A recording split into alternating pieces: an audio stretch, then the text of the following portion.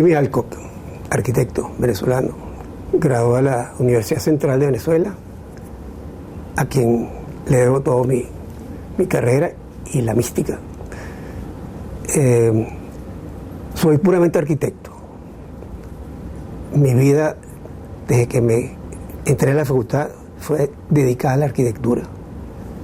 Y ha sido mi religión también. Y de eso es lo que me ha dado el gran placer y además la oportunidad que me ha dado este país y la gente que ha creído en mí en hacer proyectos. Por eso lo tengo que agradecer y creo que quiero continuar así hasta siempre.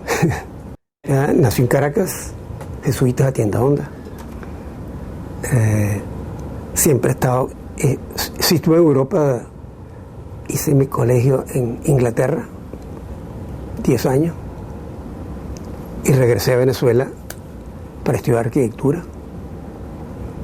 Muy influenciado por Carlos Guinán, vamos a decir el viejo, porque fue una especie de tutor y que me enseñó muchas cosas cuando joven. Sí, el apellido, mi papá era inglés, se casó con Matilde Pérez Matos, mi mamá, y hemos vivido siempre en Venezuela. Aparte que a mí me mandaron a estudiar fuera para poner orden en la casa. Bueno, yo estudié en el Colegio La Salle inicialmente, hasta el 6º grado. De ahí fue que me mandaron a Inglaterra justamente. En Inglaterra estudié en un colegio interno, muy estricto, muy duro. Después de eso pasé a la universidad inglesa. Antes había hecho el matemáticas puro, que todavía no entiendo por qué hice eso, pero salía bien. Estudié química también en la universidad. Todas esas cosas uno se da cuenta después que no es lo que uno está buscando en la vida, ¿no? El día que yo me gradué, ¿qué hago yo haciendo estas cosas, no? Y yo siempre soñaba con el trópico, la luz del trópico, el país, ¿no? Y me quise regresar a Venezuela por esa razón, a entrar a la universidad. Y ahí me encontré yo entonces en la Facultad de Arquitectura, estando Willy Ossoff, Julián Ferri, Oscar Carpio, que fueron los decanos mientras yo estuve allá. Todos fueron grandes profesores míos, grandes guías. Y también tengo que decir José Miguel Galia, que fue mi gran profesor y al mismo tiempo me invitó a ser socio de él cuando me gradué, y a quien le debo quizá la parte más importante de mi formación, ¿eh? Porque aprendí la parte más dura de la arquitectura, que no es la universidad, es trabajar en arquitectura, trabajar en equipo, poder conversar y convencer, intercambiar con los clientes, porque la arquitectura no es un proyecto del arquitecto, es un proyecto de equipo, no de profesionales, arquitectos, ingenieros, artistas, todo tipo, y un cliente que da las pautas y cuando se incorpora en el proyecto hace que el proyecto, bajo su guía y su programa y sus condiciones, ¿no? Especialmente su programa y también de costos, se haga la obra de acuerdo con su deseo también, pero con el gran respeto a la arquitectura, que es lo que yo siempre propongo, ¿no? Mi participación siempre comienza, ustedes me entregan sus deseos, sus programas, sus áreas, la magnitud de la inversión, yo cumplo con eso, ustedes entonces cumplen con mi arquitectura. En ese intercambio nos respetamos siempre y hago lo posible, aunque es que es duro cumplir siempre con todos los requisitos de los propietarios, porque la arquitectura es muy, muy dura, ¿eh? Yo se lo digo a todos los alumnos, la arquitectura es sumamente fuerte y vi muchos de mis compañeros recién graduados que no aguantaban el tren porque si uno no sabe atender el fracaso o el desacuerdo, digamos, que puede surgir y uno empieza a sentir que no hay la confianza, uno empieza a tener desconfianza en uno mismo. Entonces uno tiene que tener ese deseo de superar, de llegar a algo y mucha búsqueda, mucho tanteo, mucho sufrimiento. La arquitectura no es un paseo, no es ningún paraíso terrenal. La arquitectura se logra con mucha mística, mucho trabajo y, como le digo, religiosamente. Es todo el tiempo. La arquitectura, uno de noche está soñando en el proyecto, está buscando las ideas, está buscando las soluciones. Y ese es el reto. Entonces uno no puede desanimarse. Entonces el que lucha de verdad por lo que cree, ¿no?, llega a una conclusión, buena o mala, pero llega a una conclusión, porque los proyectos no son todos buenos. Uno hace proyectos mejores que otros, ¿no? Y uno logra algunas cosas. Si yo logro 60% de lo que yo me planteo, ¿no?, en una obra, 60% digo arquitectónicamente, ¿no?, creo que ha sido bien, porque lograr 100% es imposible, ni los grandes arquitectos en el mundo logran 100%. Es un problema de hacer lo que uno cree, no sentirse mal por equivocaciones, aprender las equivocaciones, respetar los pensamientos de otros, tener un equipo de trabajo conjuntamente, que son parte muy importante del aporte de uno. Uno no es el que hace el proyecto completo. Uno tiene, yo estoy rodeado de arquitectos, ingenieros de todo tipo, ¿no?, consultores, ¿no? Las reuniones que nosotros tenemos del equipo durante los proyectos, que son a veces 2 veces por semana, en que analizamos todo lo que se está haciendo y los problemas que se presentan, con eso se sacan esas conclusiones para llegar a un final. Y son discusiones fuertes. Y después entran las discusiones con el cliente, que también tiene su punto de vista. Hay discusiones fuertes también, ¿no?, y duras, ¿no?, peleas, desagrados.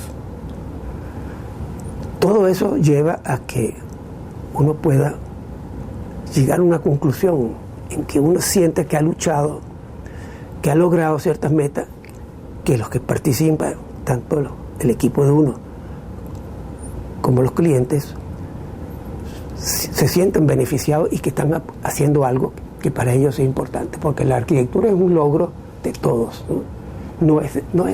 No somos los arquitectos los únicos. Por eso lo que quiero decir es que yo le debo mucho a esa relación con mi oficina, con mi equipo de ingenieros y a los clientes propietarios que aportan mucho, y hay muchos que me han aportado incluso arquitectónicamente con ideas. Tengo varios clientes que me acuerdo que me han dado toques. Mira, ¿por qué no haces esto?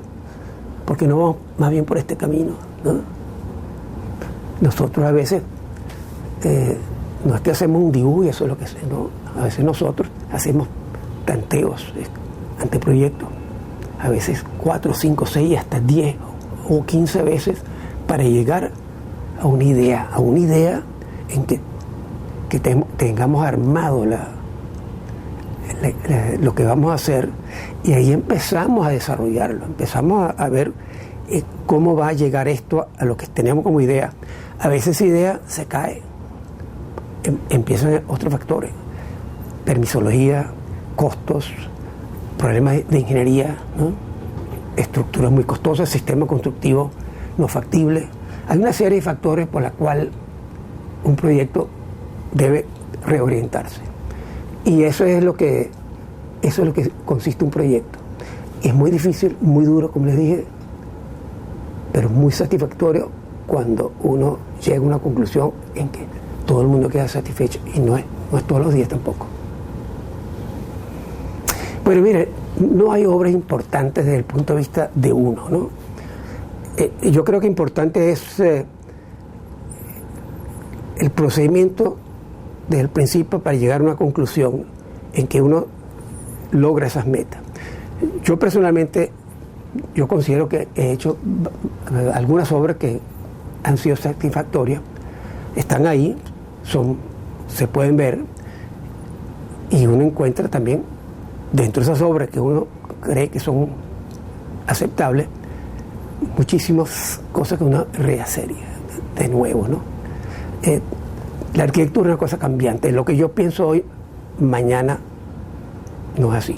Por ejemplo, aquí en la oficina nosotros decimos, si nosotros durante el día tenemos que tomar 500 decisiones, que son funcionales de todo tipo, y por lo general en el equipo de trabajo se toman un número de decisiones grandes, ¿no? Si nosotros en un día tomamos 10 decisiones buenas, es bueno, ¿no? Porque lo que pensamos hoy, mañana recapacitamos o nos reunimos con parte del equipo en que nos hace que ese no es el camino. Y ese es el problema, que uno está todo el tiempo pensando en llegar o darle la vuelta para llegar a lo que uno quiere. Entonces es muy difícil que yo diga, yo tengo una obra que más me gusta. Tengo, claro, muchas obras que satisfacen, tengo muchas que tampoco me satisfacen hasta... pero yo sí le digo una cosa, yo tengo... mi filosofía particular es la siguiente.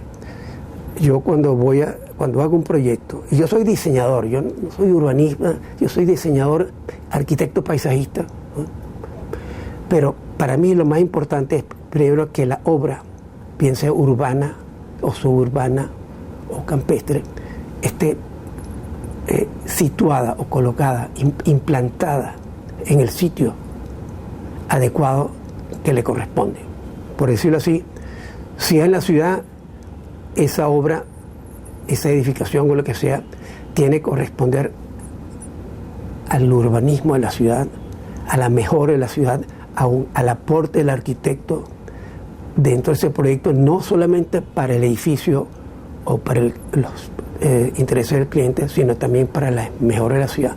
En ese caso yo digo, por ejemplo, Parque Cristal, para mí es un ejemplo en que fue un aporte en el sentido, más que el edificio, fue la plaza que le dimos, la penetración que le dimos al edificio para todo el público que pueden atravesar de la manzana completa para ir al resto de los Palos Grandes.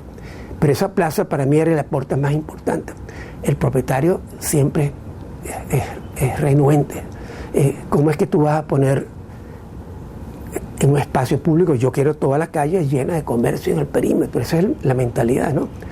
Pero cuando uno les explica, y hay gente que sí entiende, que también hay otras maneras de satisfacer al público que no es rodeándolo con fachadas de comercio en todo el perímetro de la manzana. Si nosotros, en esa época los Palos Grandes tenían muy mala circulación y peatonal, no tenía aceras, vamos a hacer que la gente penetre del edificio por dentro. Hay un desnivel grande entre la calle y otra, en la Francisco Miranda, pero negociamos con el metro para que hubiera una parada del metro o una conexión de la parada del metro en el mismo edificio, ¿no? La parada del autobús está enfrente, así que la gente, en vez de dar la vuelta por las calles laterales, atravesaba, se encontraba comercios, más arriba encontraba entonces un patio interno con árboles donde había fuentes soda, restaurantes, y lo hacía más agradable, ¿no? Entonces ese es el tipo de cosas, digamos, que yo creo que es el aporte también de uno. Entonces, y ese es el caso urbano, pero digo el caso del Parque Cristal por esa razón, porque yo creo que la obligación del arquitecto es aportar hacia la ciudad como parte del proyecto, y además es como obligación que yo insisto en las facultades, que todos tenemos que aportar algo hacia la ciudad. En los otros casos, que son en la arquitectura, donde hay que implantar o hay que colocar una obra en un terreno ya más difícil, ¿no? Caracas tiene terrenos difíciles por las topografías, las ubicaciones, ¿no? Entonces la implantación de esa obra tiene que obedecer una serie de otros razonamientos, ¿no? Saber colocarlo topográficamente, en que respetemos los vecinos, respetemos el ambiente, respetemos la arborización, respetemos las condiciones climáticas para los que van a estar ahí, ¿no? Entonces eso es lo que yo llamo implantación de una obra, ¿no? Entonces, digamos, en eso yo estoy hablando de dos casos diferentes, porque uno es la ciudad y el otro es en otro tipo de terreno, no es urbano, es más abierto.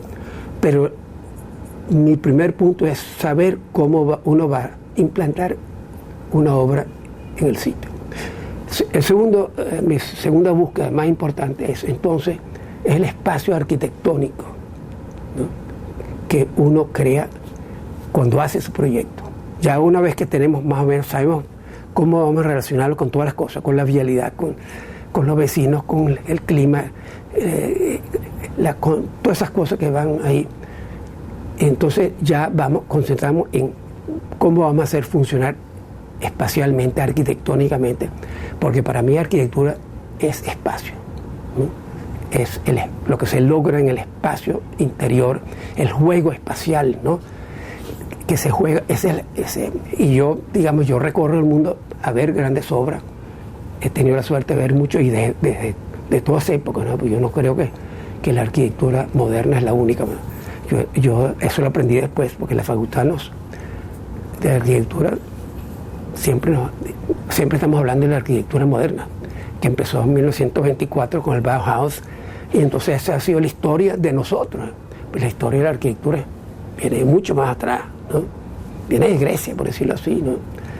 Pero ese tipo de cosas, entonces uno cuando va analizando la historia, el pensamiento del hombre en sus desarrollos de todo tipo, ¿no?, en sus construcciones, se da cuenta que es muy amplia y todo depende también del hombre, del país, del estado de civilización en que vive para poder producir esas cosas.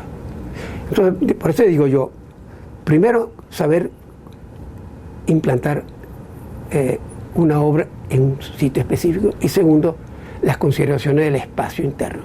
Ahora, digamos, por ejemplo, nosotros, cuando yo digo implantar, quiere decir, es un planteamiento paisajístico. El paisajismo no es siembra de maticas o de árboles, ¿no?, es la relación con la naturaleza, ¿no?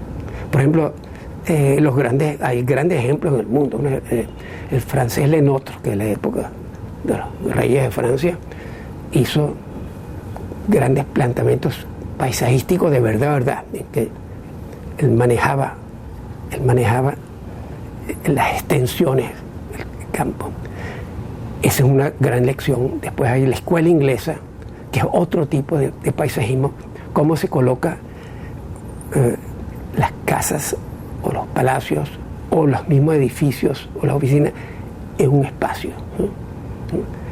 Entonces el inglés es una solución mucho más natural, ¿no? No se altera, se trata de que el espacio sea igualito a lo que hay alrededor, pero sí, colocando bien agua, vegetación, hasta las relaciones con la arquitectura.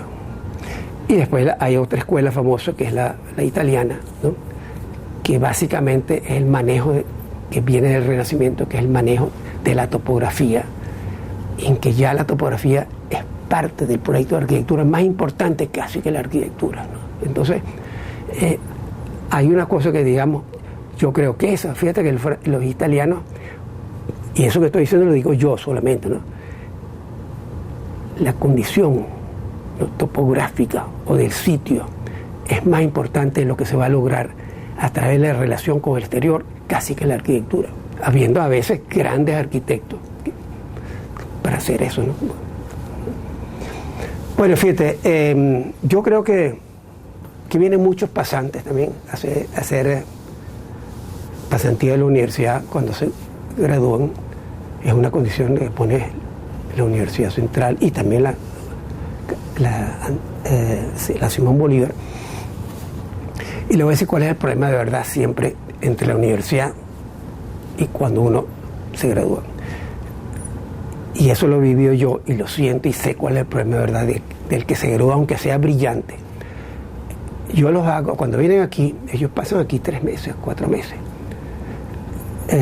Ellos participan en todo el proyecto, por lo menos oyendo y viendo lo que se hace.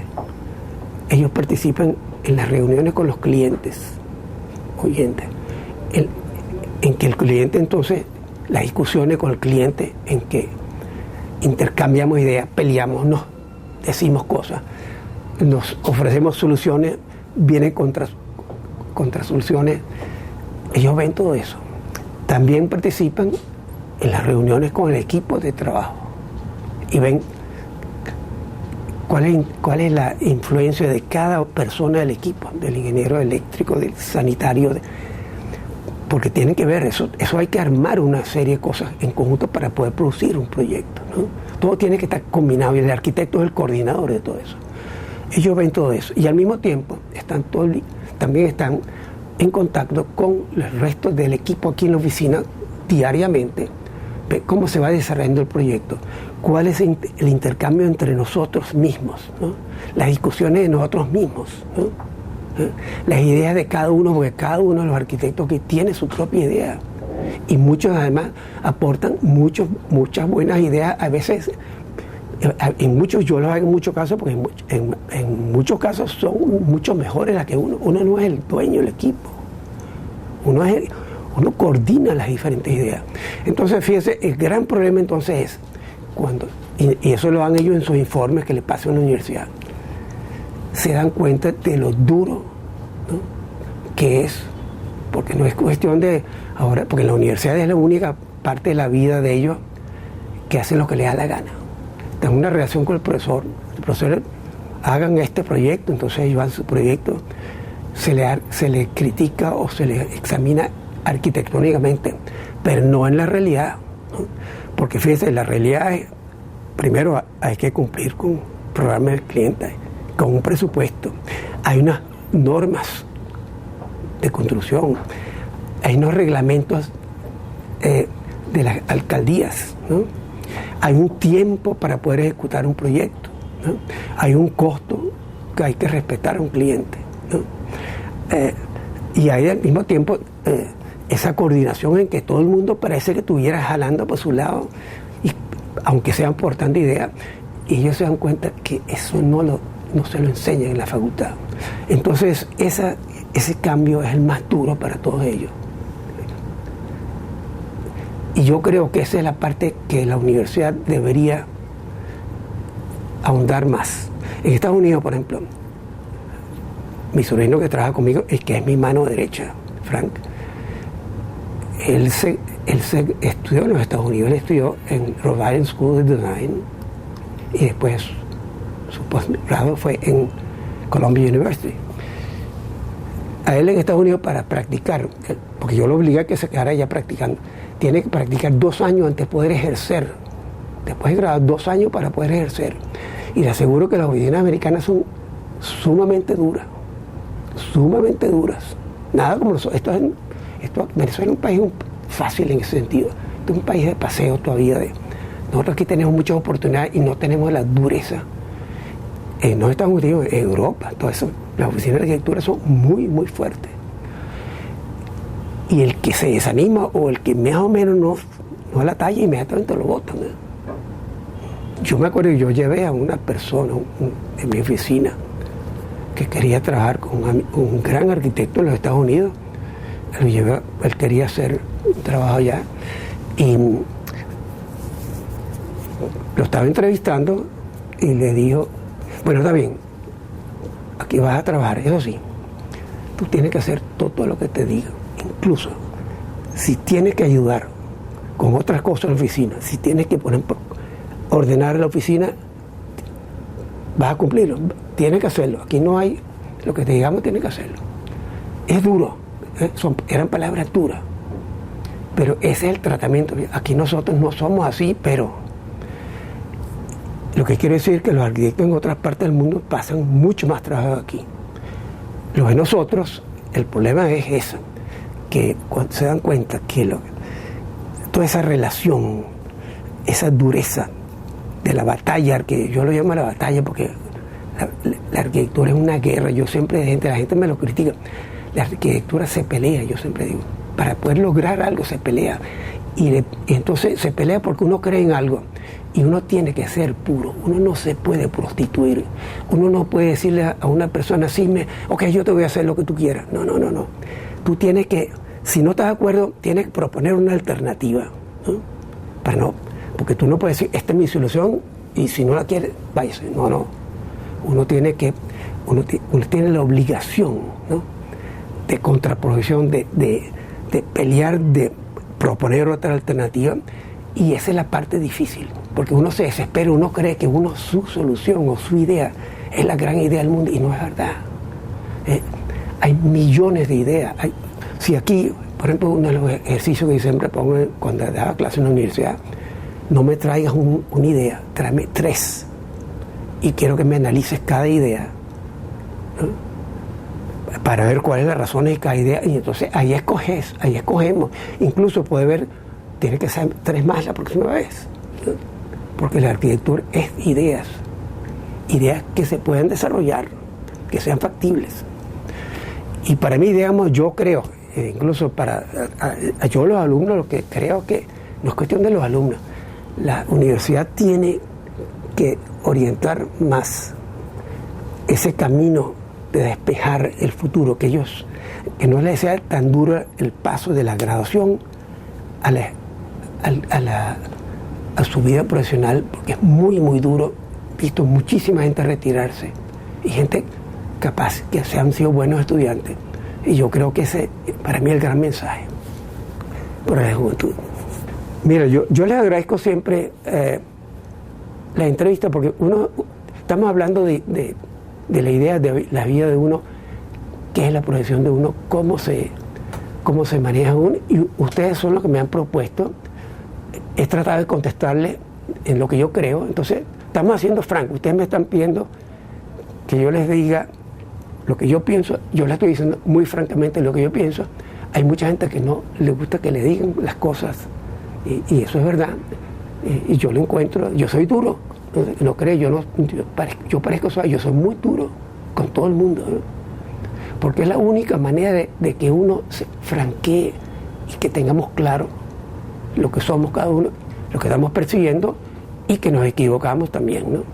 Entonces yo les agradezco muchísimo, porque yo creo que estos son momentos agradables, y más si lo están grabando para las futuras generaciones. Muchas gracias.